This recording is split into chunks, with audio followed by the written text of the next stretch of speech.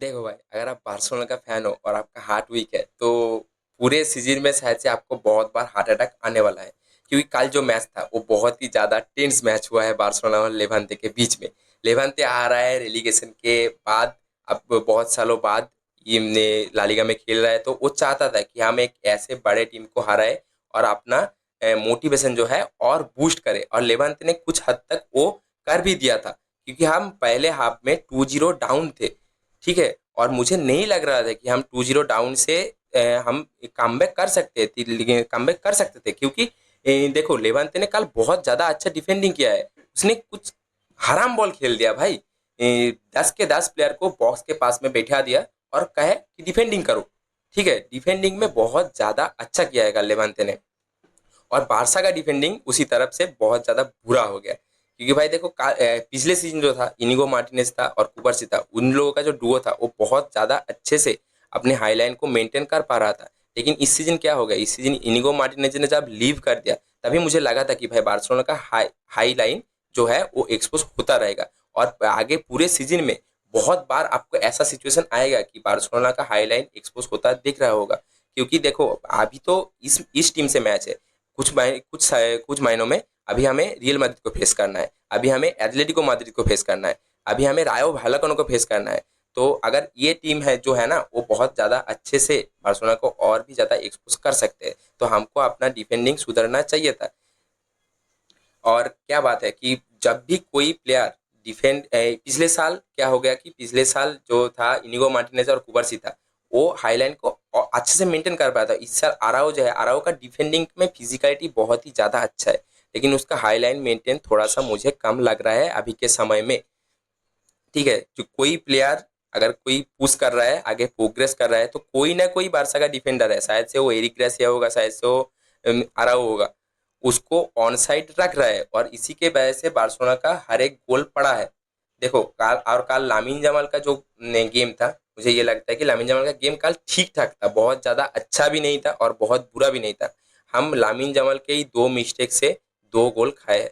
दोनों बारी Lamine Jamal take on करने की कोशिश कर रहा था और उसी समय बॉल लूज किया, और बॉल लूज करने के बाद हमने गोल खाया है।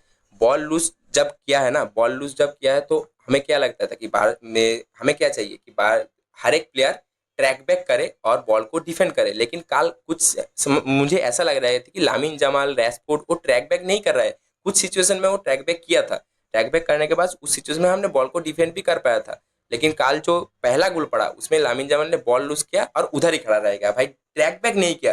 देखिए ये बार्सिलोना का नहीं प्ले नहीं है, क्योंकि हम जब बॉल लूज करते हैं तो हमारा पूरा टीम ट्रैक बैक करता है और बॉल को डिफेंड करता है। तो ये हमें करता रहना होगा, क्योंकि हम जो हाईलाइन खेलते हैं अगर आप ट्रैक बैक नहीं कर रहे हो तो हम ऐसे ही एक्सपोज होते रहेंगे, और भी ज्यादा एक्सपोज होते रहेंगे। तो शायद से हांसी फ्लिक भी यही बात अपने प्लेयर से करेगा कि भाई तुम्हें ट्रैक बैक करना चाहिए, तुम्हें दौड़ना होगा भाई। हम आप फुटबॉल खेल रहे हो तो आपको दौड़ना तो होगा ही, बहुत ही ज्यादा अच्छे से रन लेना होगा। ठीक है।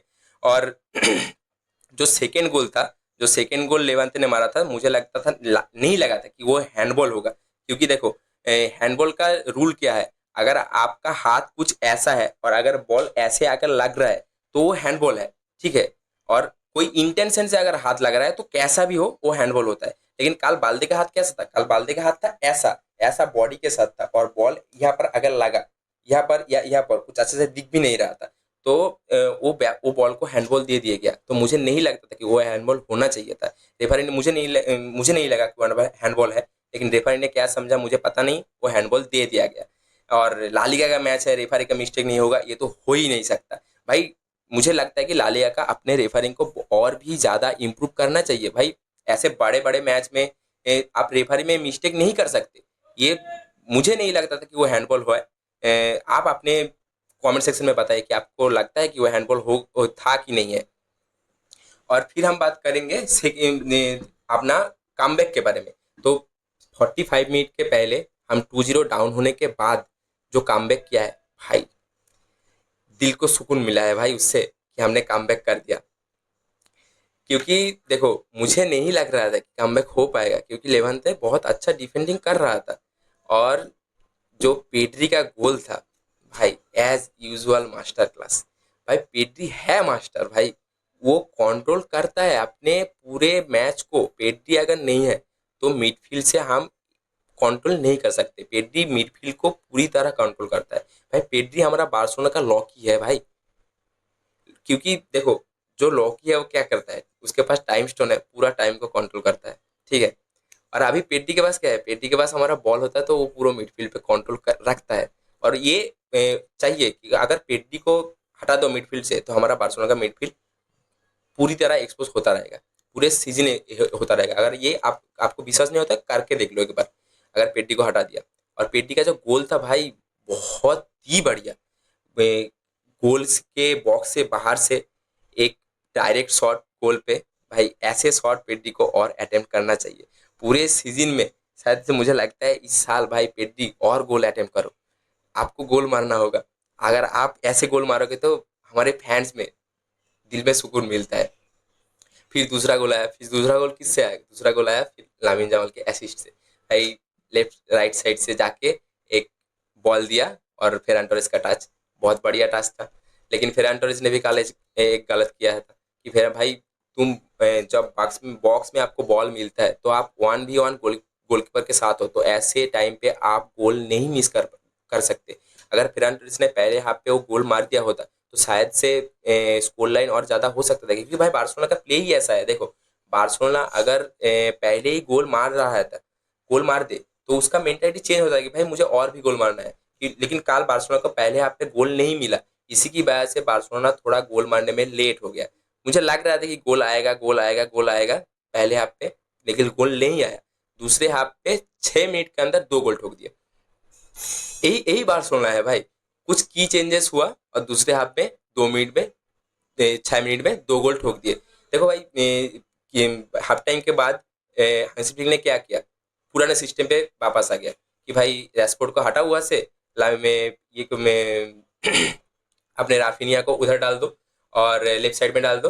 और कासाडो को हटाकर गाभी को ले आओ और रैशफोर्ड को हटाकर ऑल्मो को ले आओ। भाई ऑल्मो का जो पार्ट है हमारे टीम में ऐसे लो ब्लॉक के टीम के साथ बहुत ही ज़्यादा इंपॉर्टेंट है। क्योंकि ऑल्मो अगर ऐसे लो ब्लॉक टीम के साथ नहीं खेलेगा तो आपके पास जो कैम का पोजीशन है ना, उसमें बॉल कंट्रोल नहीं रहेगा। ऑल्मो टाइट स्पेस में बहुत ही ज़्यादा अच्छा प्लेयर है। उसका बॉल कंट्रोल, उसका पास और उसका गोल, जो गोल मारने की एबिलिटी है वो बहुत ही ज़्यादा अच्छा है। और मुझे लगता है कि ऐसे लो ब्लॉक टीम के खिलाफ और भी ज़्यादा ऑल्मो को टाइम देना चाहिए। ऑल्मो शायद से स्टार्ट करेगा ऐसे लो ब्लॉक टीम के साथ। क्योंकि मुझे लगता है कि कुछ दिनों में हमें फेस करना है रायो वैलेकानो को, मुझे हेताफे को, मुझे लगता है कि एथलेटिको माद्रिद को, ऐसे टीम को फेस करना है जो कि लो ब्लॉक खेलता है। और उस टीम पे अगर हमने ऑल्मो को बैठा दिया तो हमारे पास जो कैम का पोजीशन है उसमें बॉल कंट्रोल नहीं रहेगा। तो ऑल्मो को खेलना जरूरी है ऐसे लो ब्लॉक टीम के साथ। और गाभी का जो इंटेंसिटी है वो टीम में बहुत ही ज़्यादा मोटिवेशन लाता है भाई। गाभी का इम्पोर्टेंस हमें शायद से कुछ ज़्यादा दिखता नहीं है, हमें ज़्यादा समझ नहीं आता, लेकिन गाभी का इंपॉर्टेंस है। गाभी आने के बाद से जो मिडफील्ड पे इंटेंसिटी आया है, जो डिफेंडिंग वापस आया है, वो बहुत ही ज़्यादा अच्छा है। कल कासाडो का बैक हुआ था शायद से 2025 के मार्च के बाद। कासाडो ने कल पहली बार ने गेम खेला बार्सिलोना के लिए। और कासाडो का गेम ठीक था, अच्छा डिफेंडिंग किया, अच्छा कुछ डिफेंड किया, अच्छा सीडीएम पोजीशन में बहुत ही अच्छा खेला। और मुझे नहीं लगता कि बार्सिलोना को कासाडो को छोड़ना चाहिए भाई। नहीं छोड़ो, कासाडो को रहने दो। और अभी तो मार्क बार्नल एक भी मैच नहीं खेला, तो मुझे देखना है कि वो कैसे खेलता है। ऐसे होता रहेगा। और कल रैशफोर्ड का जो गेम था वो ठीक था। मुझे लगता है कि रैशफोर्ड टेक ऑन ले रहा है। रैशफोर्ड अपने गेम को इम्प्रूव करने की कोशिश कर रहा है, बॉक्स में जा रहा है, लेकिन उससे कुछ आउटपुट नहीं आ रहा है। अगर आप रैशफोर्ड जैसे प्लेयर जिसके पास पेस है, वो पेस से आपको बॉल आगे ले जा रहा है, प्रोग्रेस कर रहा है, फिर बॉक्स में भी जा रहा है, लेकिन वहाँ से कुछ आउटपुट नहीं आ रहा है। तो ऐसे गेम में हमें आउटपुट चाहिए कि रैशफोर्ड अगर जब से आउटपुट ले पाएगा ना, तब से रैशफोर्ड का गेम बहुत ही ज़्यादा अच्छा हो जाएगा। मुझे लगता है हांसी फ्लिक कुछ करेगा कि रैशफोर्ड का जो गेम है वो बार्सिलोना के साथ क्लिक करे। और उन लोगों को ट्रैक बैक भी करना सिखाना चाहिए। भाई बार्सिलोना है जो हाईलाइन खेलता है, तो उससे हमें लगता है कि बस हर एक प्लेयर को ट्रैक बैक करना होगा, तभी जाके हम डिफेंड कर पाएंगे। ठीक है। और ऐसे ही मैच होता रहेगा, ऐसे ही हम बार्सिलोना को देखते रहेंगे कि एक्सपोज होता रहेगा। तो भाई अपने हार्ट को ज़्यादा स्ट्रांग कीजिए, क्योंकि हम जो हाई लाइन खेलते हैं बहुत ही रिस्की प्ले खेलते हैं, हम ऐसे रिस्क लेते हैं ताकि हमें गोल और भी ज़्यादा गोल मार पाए, लेकिन हम गोल मारते हैं और गोल खाते भी और आगे भी खाते रहेंगे। आपका क्या डिसीजन है ये कमेंट सेक्शन में बताइए, कि आपको कैसा लगा गेम, आपको रेसपोर्ट का गेम कैसा लगा, आपका लामिन जमाल का गेम कैसा लगा, आपका पेड्री का गेम कैसा लगा। ये आप कमेंट सेक्शन में बताइए मुझे कि आपको आपका क्या टेक है इस गेम के लिए, और आगे बार्सिलोना को क्या इंप्रूव करना चाहिए अपने गेम पे।